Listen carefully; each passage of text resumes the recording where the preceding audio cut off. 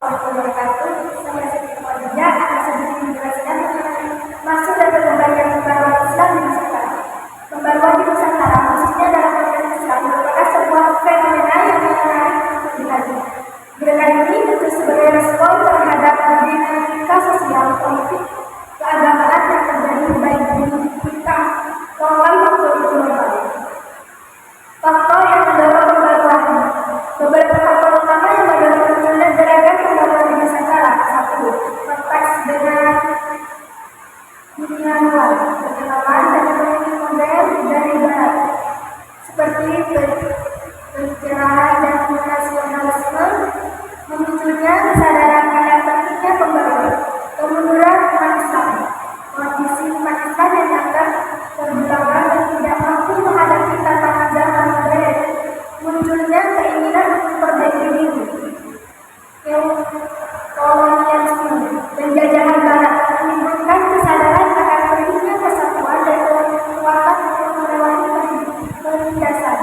Munculnya tokoh pembaruan, antaranya tokoh-tokoh yang memiliki visi dan misi untuk melakukan pembaruan seperti Muhammad Abdullah, Jamaluddin Al-Afghan, dan tokoh-tokoh lainnya.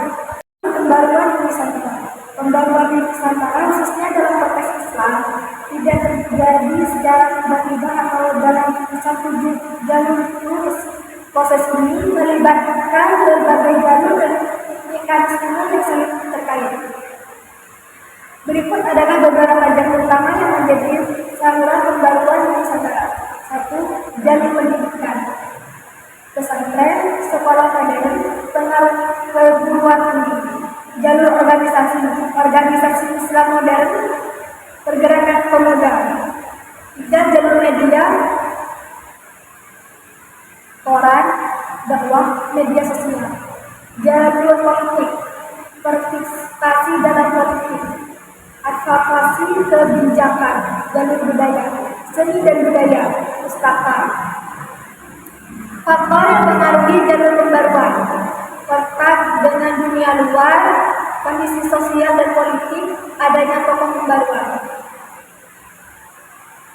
Tokoh-tokoh pembaruan di Nusantara. Gerakan pembaruan Islam di Nusantara merupakan respon terhadap tantangan zaman upaya menyesuaikan ajaran Islam dengan konteks sosial budaya masyarakat Indonesia.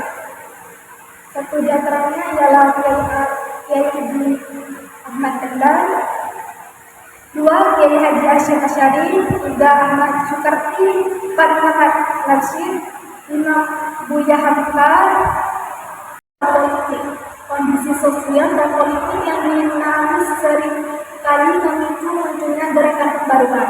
Dampak pembaruan di Nusantara. Pembaruan Islam di Nusantara memiliki dampak yang sangat signifikan, antara lain munculnya organisasi Islam modern. Berdirinya organisasi seperti ini Muhammadiyah dan berbagai ulama yang berperan penting dalam perkembangan bangsa.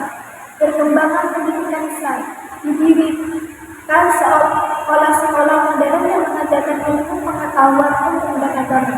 Perubahan sosial. Terjadinya perubahan dalam kehidupan sosial masyarakat seperti emansipasi perempuan dan penghapusan diskriminasi. Peran dan perjuangan kemerdekaan. Organisasi Islam berperan aktif dalam berjuang melawan penjajah. Dari cara garis besar, pembaruan Islam di Nusantara dapat dibagi menjadi beberapa tahap. 1. Tahap awal, abad ke-19.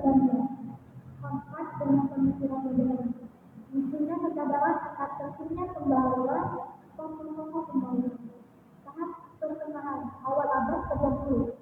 Berdirinya organisasi Islam modern. Pembaruan dalam bidang pendidikan, pembaruan dalam bidang sosial. Tahap setelah kemerdekaan, pembaruan dalam bidang politik, pembaruan dalam bidang ekonomi, pembaruan dalam bidang budaya. Pusat-pusat pembaruan di Nusantara. Pembaruan Islam di Nusantara tidak terjadi secara merata, melainkan berpusat di beberapa wilayah yang menjadi pusat penyebaran ide-ide baru. Wilayah ini dan memiliki akses yang lebih baik terhadap informasi dari luar. Cara memiliki tokoh-tokoh agama yang disangka baik. Pihaknya terkenal dengan semangat, keilmuan, dan tradisi untuk kala. Tokoh penting sempurna semua Syekh Ahmad dan kontribusi membawa pemikiran Islam yang lebih modern dan rasional. Islam mendorong pendidikan agama. Jawab. Intinya adanya perpaduan antara tradisi lokal dan agama Islam. Tokoh penting Waliullah, para pendiri Muhammadiyah dan Nahdlatul Ulama. Kontribusi menyebarkan Islam secara damai dan mandiri serta mendukung perkembangan bangsa Indonesia.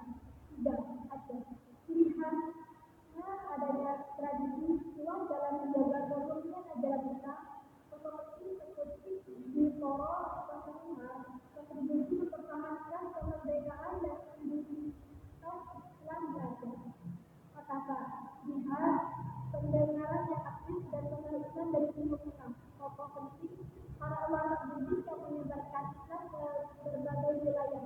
Kontribusi membangun jaringan kebenaran Islam yang menyebarkan ajaran Islam ke wilayah timur Nusantara. Faktor yang mempengaruhi pusat-pusat pembaruan. Beberapa faktor yang menyebabkan wilayah-wilayah tersebut menjadi pusat pembaruan antara lain akses terhadap informasi. Wilayah-wilayah pesisir itu memiliki akses yang lebih baik terhadap informasi dari luar seperti pemikiran modern dari barat. Adanya tokoh agama yang tokoh-tokoh agama yang memiliki pemikiran terbuka dan informasi